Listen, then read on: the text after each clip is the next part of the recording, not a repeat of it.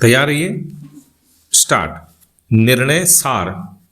जहां की साक्ष्यों से अपीलार्थी की मौजूदगी साबित है और घटना की न्यायिकेतर संस्वीकृति से घटना की पुष्टि होती है, वहां साक्ष्यों की कड़ी अपीलार्थी के विरुद्ध पूर्ण होती है। विराम।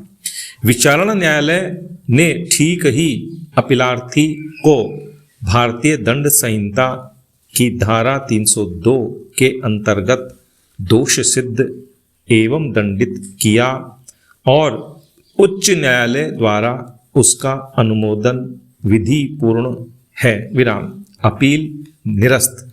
विराम। पैरा। वाद तथ्य।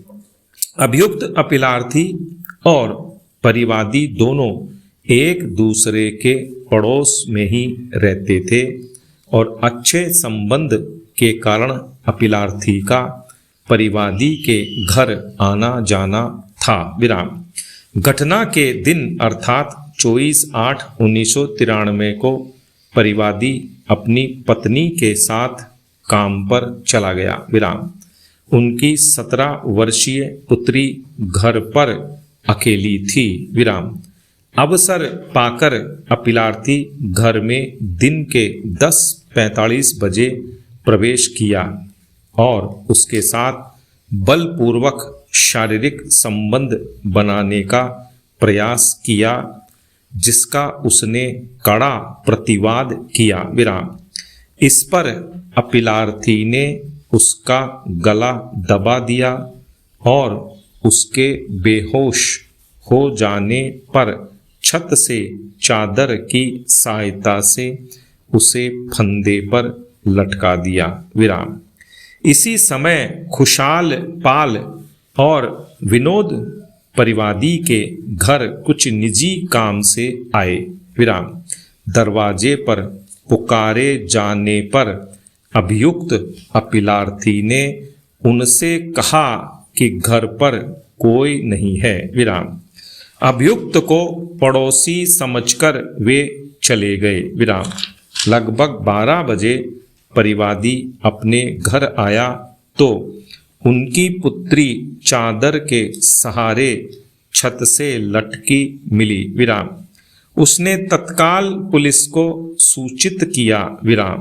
दिनांक 26/8/1993 को खुशहाल पाल और विनोद पुनः परिवादी से मिलने आए।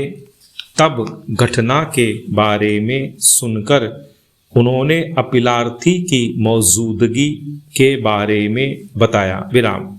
तदनुसार अपीलार्थी को गिरफ्तार करके अभियोजित किया गया। विराम।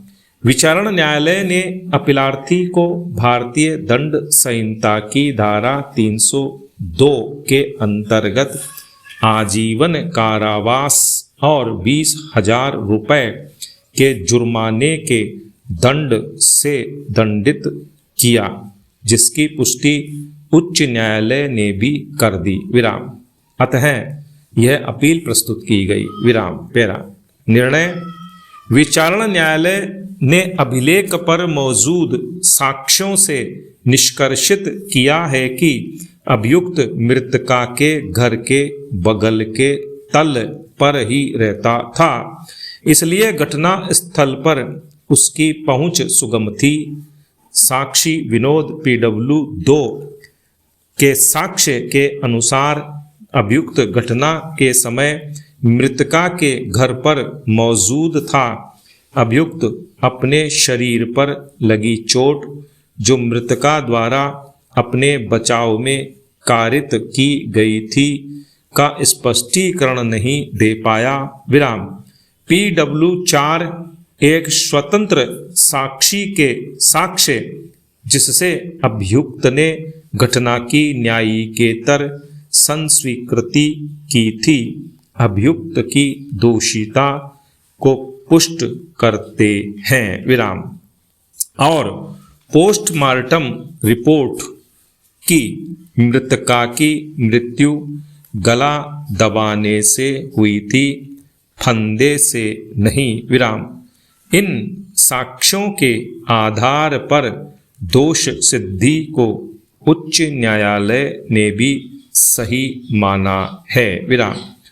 उपर्युक्त साक्ष्यों की कड़ी में घटना अपीलार्थी को ही उससे जोड़ती है और मृतका की मृत्यु से भी। विराम।